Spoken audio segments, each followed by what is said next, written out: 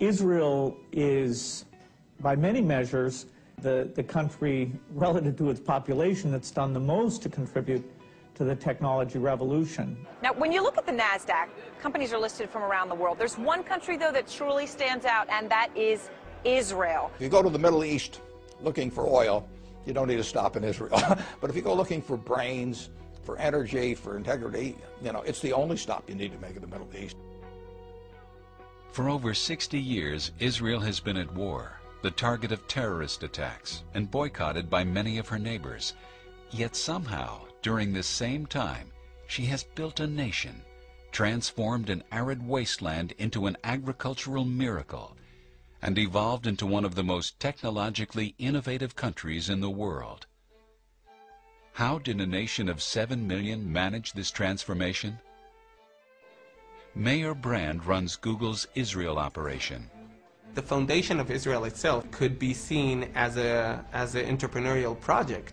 The pioneers who came to build Israel from scratch, they are real entrepreneurs. They took a huge risk.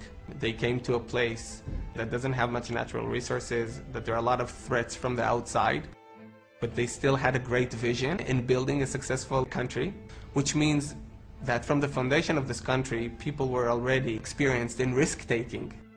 As president of one of Israel's premier science research institutions, Daniel Zajman thinks part of the explanation is deeply embedded in Jewish culture. We are allowed to ask questions. We are allowed to discuss it. This is very unique, in fact, in the Jewish religion. A willingness to challenge conventional wisdom distinguishes Israel's approach to science. For many scientists, what is on the paper and has been published must be the truth. For an Israeli scientist, what has been published is something one might still question and maybe push further. Israel has this intense penchant for constantly questioning and debating and challenging, which is essential for any innovation-based economy. Dan Senor is co-author of Startup Nation, Israel's Economic Miracle. Some of the factors that have been key to Israel's economic success: the role of the military. Almost every single Israeli goes through a leadership experience at a very young age. They're taught at age 18, 19, 20 years old what it means to lead, what it means to improvise, what it means to be entrepreneurial, albeit out in the battlefield. Civilian R&D spending. Israel spends the highest percentage of its economy compared to any country in the world on R&D. Israel has cutting-edge policies on immigration and assimilation. There are over 70 nationalities represented in Israel. The rapid integration of these immigrants through an aggressive Hebrew language immersion program has ensured they participate in Israel's innovation. If you look at the Soviet wave of immigration, 750,000, tens of thousands of those had these remarkable degrees in mathematics, in science. It was just this huge influx of technological talent. This talent has fueled more startups than anywhere outside the Silicon Valley, bringing the world's leading corporations to Israel for their top R&D talent. And this economic engine has in turn strengthened the young nation.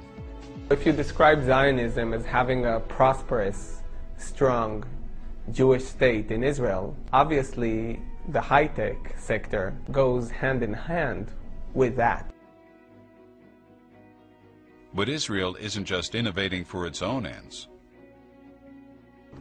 A lot of the innovation that comes out from Israel changes the lives of people all over the world. I think that the time where we could export oranges is basically gone, because if you really look at what we can do here and what we can export, then it's basically knowledge. Whether it's in irrigation and saving water, smart use of energy, space investigation, nanotechnology, green technology. The world has a lot to learn from Israel, especially at a time when there is so much yearning for an innovation-based economic strategy. For me, Zionism is not only about the prosperity of Jewish people in Israel, but also Jewish people bringing more prosperity to the world.